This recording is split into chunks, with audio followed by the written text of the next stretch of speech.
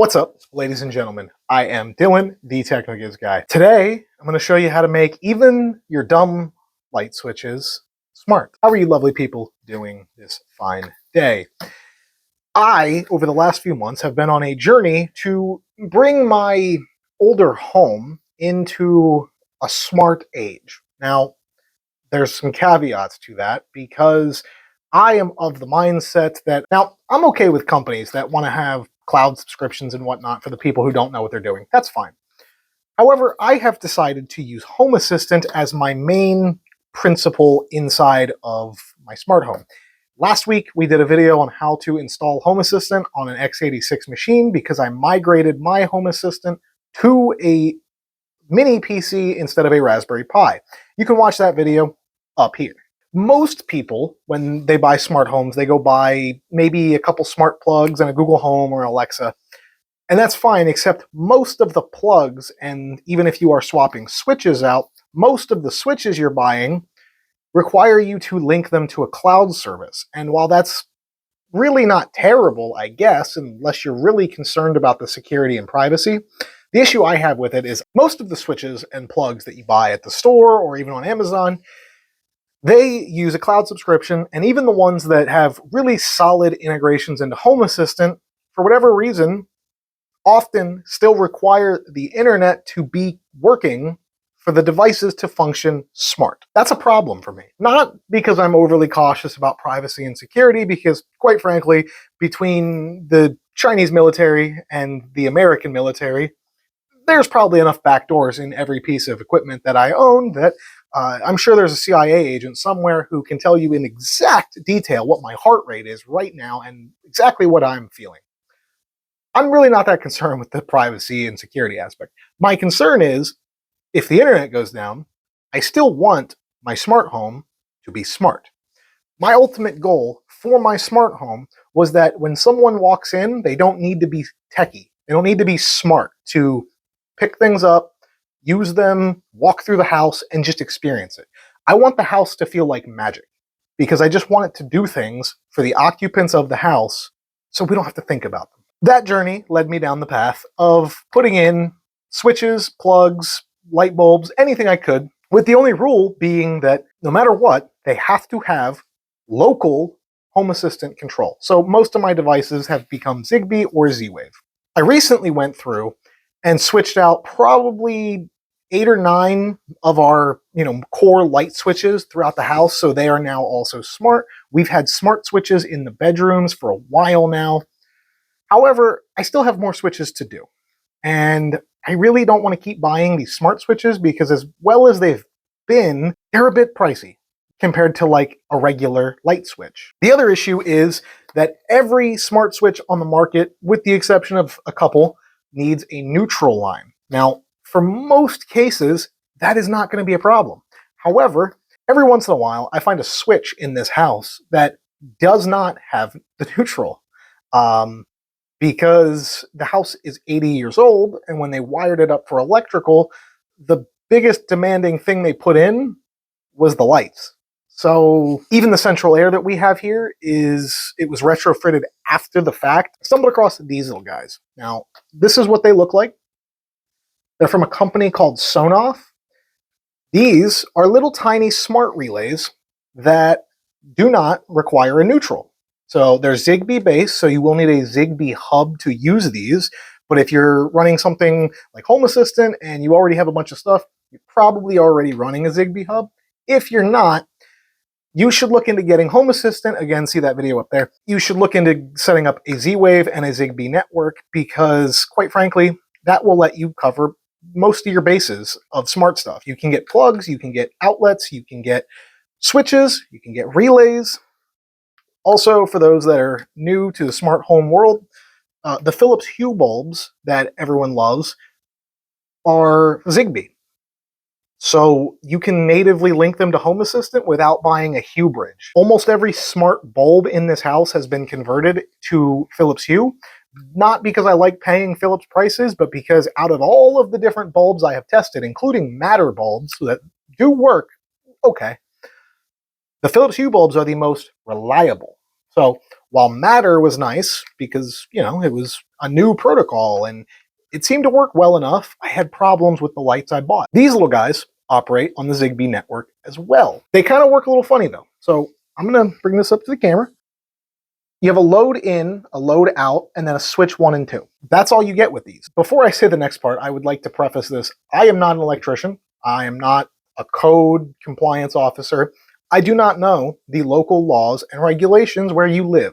Please don't ask. However, most places, at least in the United States, you can do this kind of work yourself if you are comfortable with it. If you are not comfortable touching electrical stuff, and I do mean house AC electrical stuff, you probably should either get help to do this or you should hire an electrician and have them do it. The way these work is basically you replace the switch with this, but then the switch gets hooked up to it. So any light switch, at least normal light switches, are going to have a black wire and then another black wire. If it's a three-way, it might have another wire, but we're not going to talk about three-way switches. For right now, the biggest thing you need to worry about is generally switches, the normal dumb switches, only have 2 wires going to them, and they're usually both black. Because in AC, at least in the United States of America, black is our load wire.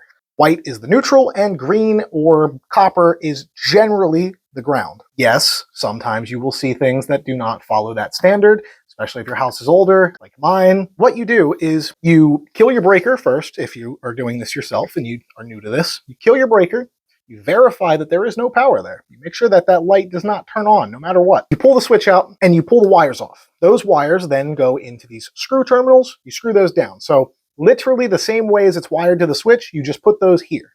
Then you can take 2 wires coming off of your switch, 2 new wires, and you run them into the S1 and S2 positions on this relay.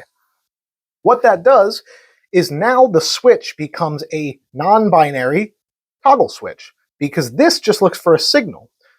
Now, instead of the switch being on or off, it's just sending a state change no matter what. Now, these come in packs of 2. So if I open this box up, which I did not do gracefully, there are 2 relays in here. You can get these 2 relays for like 20 bucks. Compared to one smart switch, because the switches that I have chosen to use throughout my house, they cost like 45 bucks per switch. Meanwhile, I can get 2 of these for 20 bucks and not actually have to replace the switch. So I've already put one of these in my stairwell because that was just a dumb switch, and I really did not want to have to put a nice fancy smart switch in there because I don't turn that light on a whole bunch. So what I have done is, instead of putting a fancy smart switch, I stuck this behind the switch, and now the switch controls this.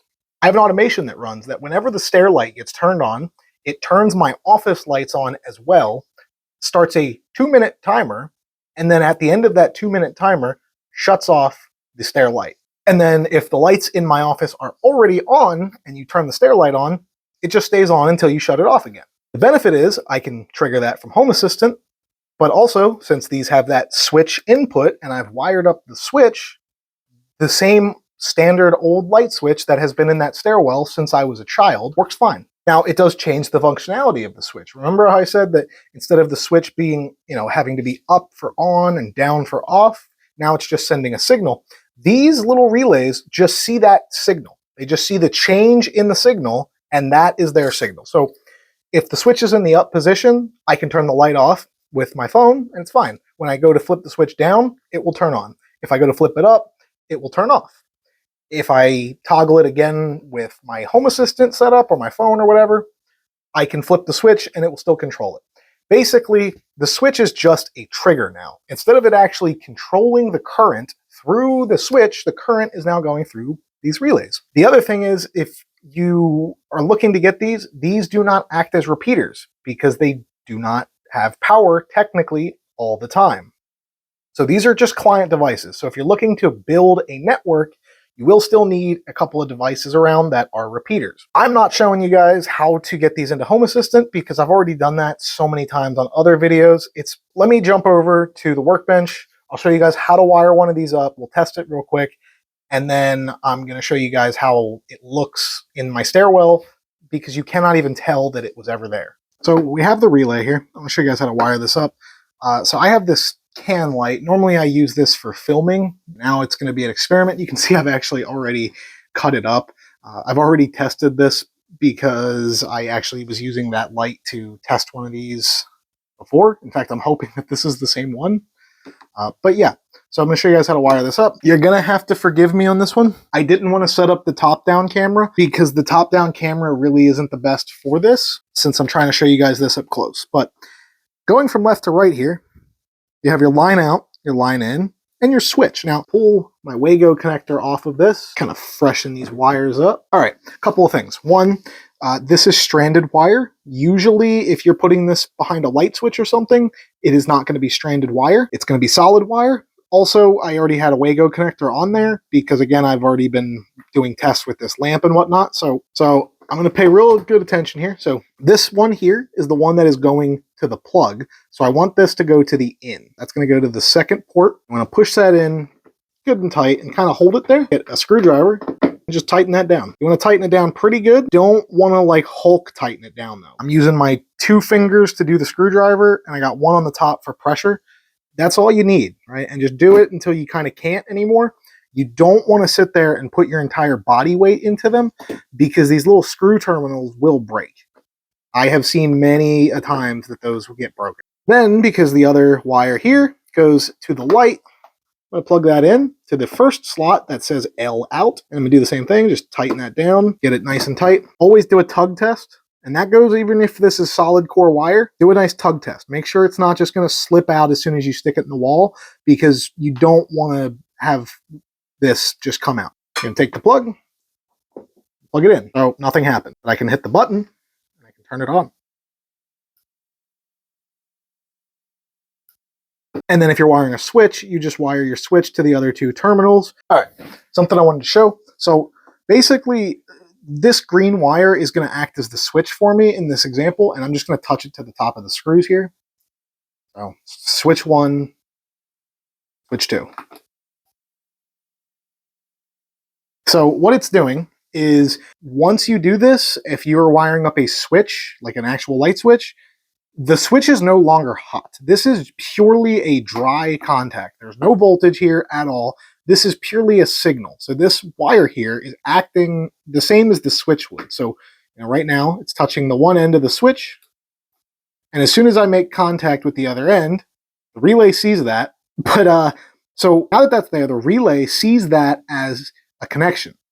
So if I pull it off, it sees that as a change in the state of that connection, and I can put it back. Basically, what you'll have is, if this is your wire, you can run that to your switch. You'll run another one to the switch, and the switch just acts as a trigger now. Okay, we're at the top of the stairs here. There's the light that's here, right? And then down there is my office. Here's the switch. It was always off of the wall. Don't worry about that. That's because this was not original. There was a lamp here, but it used to go through, basically this switch used to turn all the lights on, and that was changed. So it's always been like that. I can hit it, the light's on. I can hit it again, and the light's off. You'll actually notice it says off. It says off because this is a regular light switch. As far as I know, this is the same switch that was here when we moved in. But now, instead of it having voltage running through, it is now just acting as a binary trigger. So that's a change. That's also a change. The relay doesn't care. It just wants to see change. That's it. You notice my lighting's different. It's because I didn't put the light back and it's on the bench now. Yeah, so these little relays, they're great. If you don't have any Zigbee devices in your house already, yeah, your mileage may vary unless you have a small house and you can reach the node. Again, they do not act as repeaters because they really can't. They don't technically get power all the time. Keep that in mind. But if you already have a budding smart home, you already have a bunch of stuff and you're not worried about the range constraints of Zigbee or Z-Wave, these are absolutely a cheaper and worthwhile addition if you don't want to swap the switches out. Or if you're like me and you're building a gym and you just don't want to put a light switch in because we live in 2025. The room should know if there's somebody in there and just turn the lights off if there's nobody in there. Not hard. You can't keep getting away with it! I hope you guys enjoyed the video. If you did, please leave a like. If you're new to the channel and you like what you see, please subscribe. Ring that bell if you want to get notifications when I post. Lately, it's been a lot of Home Assistant stuff. I've got news for you. Next week, it's also going to be a Home Assistant thing, and it's also going to be more electrical stuff. So if you like electrical stuff, you have to come back next week. We're going to be playing with breakers next week. I'm Dylan, the TechnoGiz guy. I will see you guys in the next video. Until that time comes, remember, keep it peaceful.